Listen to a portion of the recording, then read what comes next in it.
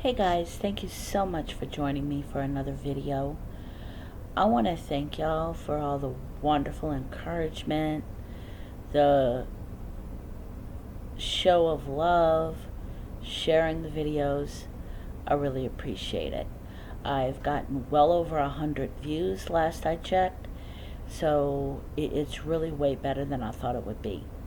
In YouTube land, 100 videos, 100 views rather, is not a whole lot, but it is way more than I thought it would be. So thank y'all very, very much. This week, I want to touch on some of the tools and weapons that abusers use to keep their victims captive. And when I say captive, I mean keep them under control and make them think that they have to stay. Last week I mentioned how my ex used Christianity and religion against me. Y'all, Christianity in and of itself, true Christianity, never hurt me. True Christianity is what saved me and made me realize my desperate need for Christ. It was the false professors, like my ex, that twisted what Christianity truly is just to keep me under his control. And then when I was reading all of these books and looking at videos that were very much misguided about dealing with abusers and staying with them, saying I should stay with him, should help him, be there for him, and talking about forgiveness, that's sadly misguided. Forgiveness is not staying with your abuser or going back to your abuser. Forgiveness is letting the anger go, not wishing them harm, and if I were to see my ex on the street and he's begging for money because he has no food, he hadn't eaten in 3 days, would I give him money? No, because he's had an alcohol issue in the past, so I'm not going to give him money, and with the possibility that he's going to buy a bottle of vodka. But I will go to the nearest fast food place and grab him a burger and fries, give him that food, and be on my way.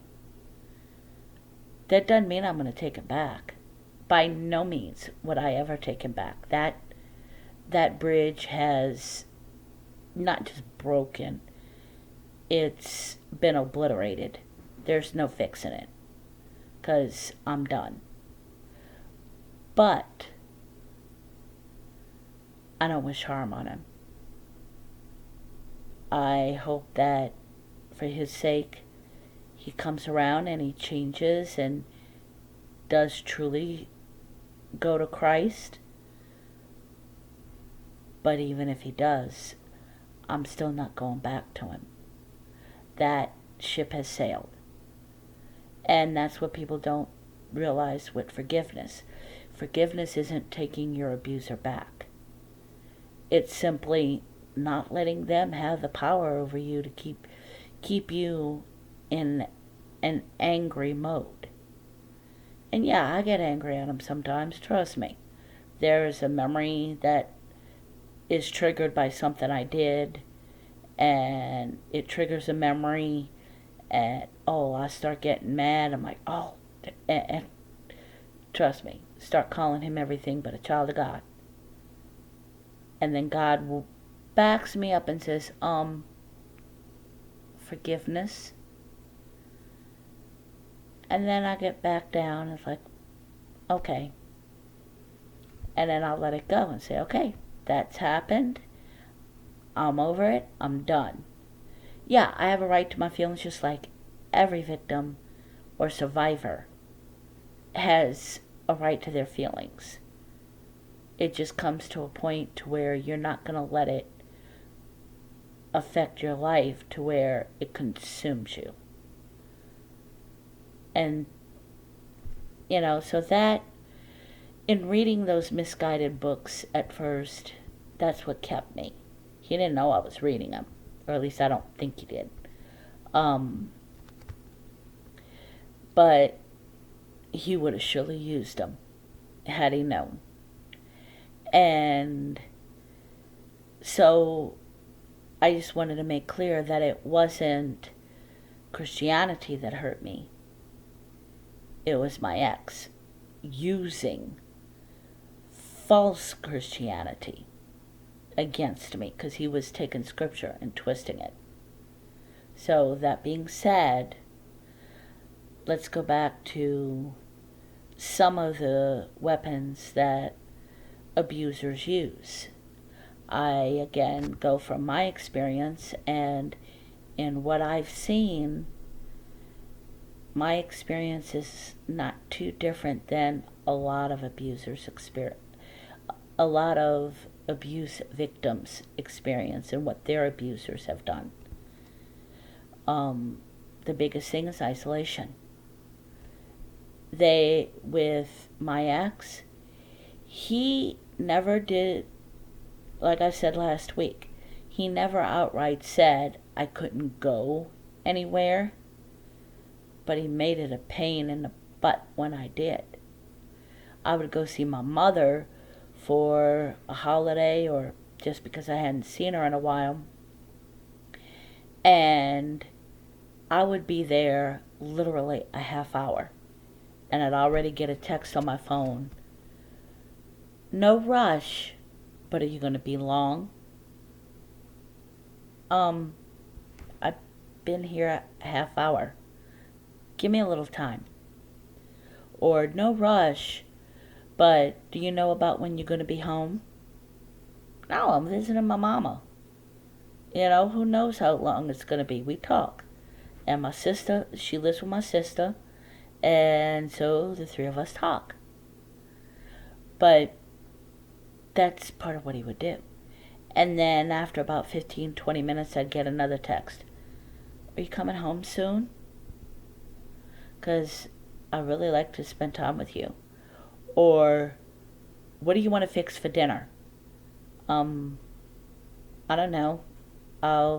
When I get home, I'll figure it out. Well, I'm hungry now, so I'm just going to fix this. Knowing that would get me home, because invariably he would fix something, the first thing he grabbed his hands on, which would be ground meat, and he would make manwich. And that would mess up my plans, because I had plans with everything I bought, not necessarily a plan for the day, like this day this, this day that, but I'd still have plans with what I bought, and he'd mess it up, and he wouldn't care. He would just, if he was hungry, he was going to fix something right then and there. Didn't even care if me or our youngest son liked it. He was just going to do it. So he knew that something like that would get me to come home. So then I would have to cut my visit and say, Mama, let me get going so I can start dinner for them. And he would do that, like I explained last week with the Bible study. I was 15 minutes late, and even after explaining, we got to talking, ran over a little bit, he still had a fit because I wasn't home with him. So he had all of these things in his mind that I was talking with them, wanting to spend time with them and not him. And he always got that. And abusers do that. They will do what they can to keep their victims under control, so their victim has no way of talking with others and maybe breaking free of the control. I mean, he used manipulation. He had me convinced that everything was my fault, or at least partially my fault. Even when he would admit to something was his fault, he would still boomerang it back on me and say, but yeah, I shouldn't have done that, but you gotta admit, because you did this, it's only natural that I did this. He had me believing that the entire problem with our marriage was how I was an awful person. And I believed that for the longest time. But then something clicked, and I'm like, well, if I'm so bad, what did I do? So I started asking him, and it was a genuine question. What did I do that's so bad? And the best he could come up with is, I put others above him. No, I didn't. I didn't have any friends because of him. I disconnected from my family because of him. My mother lives maybe 5 miles away from me, and yet I hardly ever saw her because of him. But yet everything was my fault. So then when it started dawning on me, okay, I don't think I did anything that major wrong, I started asking him. This is when I started getting courage to push back, and I started asking him, well, if I'm so bad, then why haven't you left? Because if I'm as bad as you describe, then you're better off homeless than living with someone like me. And he always had to come back. He always said, because he gave me what I never gave him, and that was unconditional love. Okay, yeah, you go with that. But that's what abusers do. They will immediately slap that blame back on their victim because they can't take any blame. They take the blame, they got to take responsibility, and then they don't have the control. And they've always got to have control, because with an abuser, it's all about control. It's all about power. It's not even about looks, because with my ex, he used my looks against me, because obviously I'm not a size 5, I'm not even a size 10, and I was always insecure about that. Well, in the later years especially, he used that a lot because he knew that was the one thing he could always get a reaction out of me for. Because if somebody on the street made fun of my weight, wouldn't even affect me. Water off a duck's back. But of course my spouse, the male that's supposed to love me no matter what I look like, has an issue.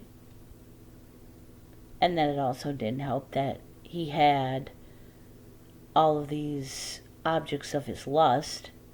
I mean, he'd go on the internet and look at some horrible, horrible pictures of women. Won't go into detail, but suffice it to say, he had a major lust issue. And that also hurt, because I thought it was me, and it wasn't. It was all him. It was his issue. It had nothing to do with me. He once said, when I talked to him about that one time, he actually said something that was very true. At the time, it hurt like anything. um, because it was a double meaning to what he said, but there was actually some truth to it. He said that, in a nutshell, I'm going to paraphrase, that I could have been Miss America material, and he'd still want to look at the internet. I'm trying to be discreet here, y'all. So, and it's true. I could have been what every male would consider a 10. And that still wouldn't have been enough for him. Because it's a thing where you go to one thing that that satisfies for a while, and then it no longer satisfies. So you up the game a little bit. Then when that stops satisfying, you up the game more and more. So it wasn't me. But he would still use my insecurities against me. And he would sling some of the most horrible and cruelest things that only two friends know everything he said. Because some of the things he said, I will never repeat in mixed company to start off with. And I don't even tell some of my female friends because it's so vulgar. But that's what abusers do. They make you feel ashamed about anything. You know, if you have an insecurity about your hair even, they'll use that against you. You know, whatever you are insecure about, they will use that insecurity against you. Hook, line, and sinker. Use it, play it out for as long as that goes. And then when that no longer works, they'll go to the next one. That's what my ex did. He would sling all kinds of remarks, hurl all kinds of insults. And when they stopped working, then he started using something more. And he knew he could always go back to my weight. My weight was always something that was so sensitive that he would be able to get the reaction that he was seeking. And then the control. And that's ultimately what abusers want. They want that control. Because when they have that control, they can keep on abusing, and they don't have to take responsibility for their actions. I mean, like I said, he used my weight and my looks against me. He even used past poor choices. I mean, there was a particular incident that happened when we were first married. Our oldest wasn't even a year old. And he would bring that incident up all the way to like a month or two before he was removed from the home. He was bringing that one incident up because he could use it as a weapon. He couldn't remember what he ate for breakfast 10 minutes ago, but yet he could tell me every mistake I ever made from 30-some years ago. And that's what abusers do. And that's why I'm making these videos. Because I don't want other victims to remain victims. I want them to realize that what they're going through is abuse. Something that I didn't realize until after I had him removed from the home. And there's this woman I follow on Twitter that is an abuse survivor. She talked about what is legally considered abuse if someone, like a significant other or a parent or whatever, takes your property and purposely breaks it with the intention of threatening. Like, if you're not going to do this, I'm going to break this. Man, my eyes were like golf balls when I read that.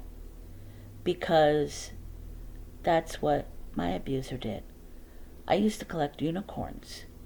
And the unicorn statues themselves, though they were pretty and I liked them,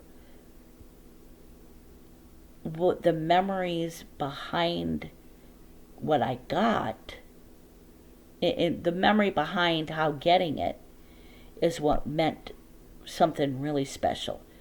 It was like a memorial of that particular memory. And he would go after the unicorns that had the most special memory to me. And he would go after that and break it. Because he knew that's how I was. He knew it wasn't the unicorn itself, it was the memory behind it. Like, there was one unicorn that he never touched because it was the unicorn I got with the last Christmas that we were able to spend with his father. It was because the following Christmas, his father was sick and in a hospital and died soon after. And I was pregnant for our daughter at the time when I got that unicorn.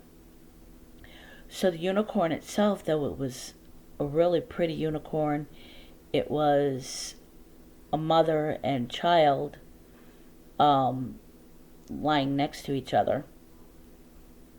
It was the memory behind it, that was the last Christmas we got to spend with his father, Papa. Papa was very dear to me. I loved Papa dearly. And he never touched that one. He'd always go for the other ones that meant a lot to me, but not that one.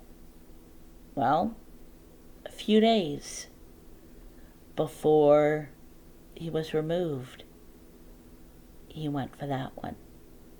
He took it, and he took a hammer and smashed it. It was not even fixable.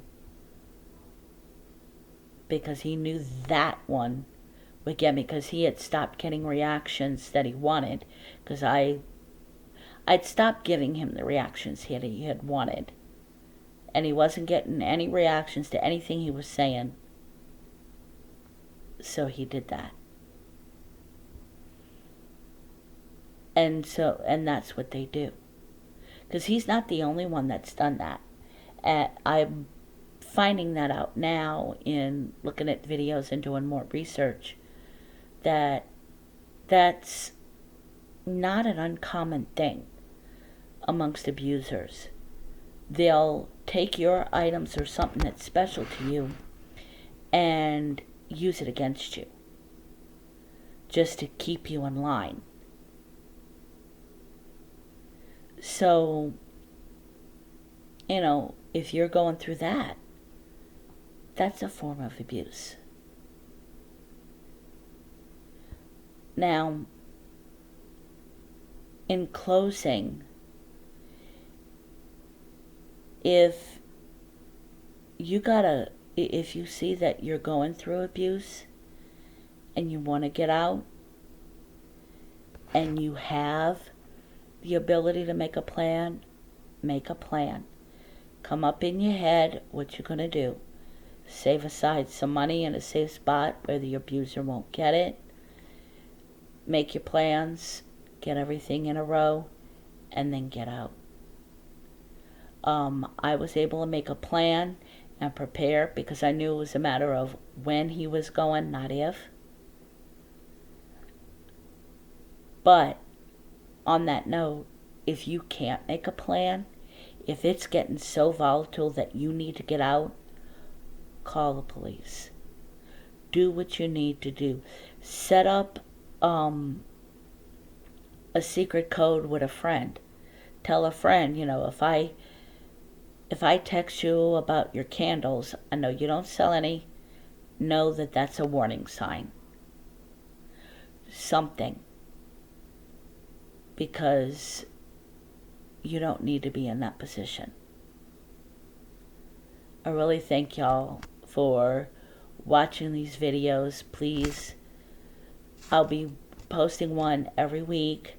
Also, I'd like to recommend another channel, Victor Marx, M-A-R-X. He is an abuse survivor multiple times over. If you watch his video about his testimony, he has come very far from where he was as a child to where he is now. He rescues women and children from ISIS. He even rescues children from sex trafficking rings. And he's also talks about abusers and what they do. What he did kind of brought awareness, helped me realize that I made the right decision, because I was doubting myself even after he was removed. But in watching the video that he talked about, the 11 things abusers do, and my ex did every single one of them, that helped me rest comfortably in my decision to stay gone. So give him a like, give him a subscribe, and believe me, he does some wonderful work. And while you're at it, hit the subscribe button and the notification button, so that way you get notification every time I upload a video, and share these videos. Y'all have a good week. Happy New Year.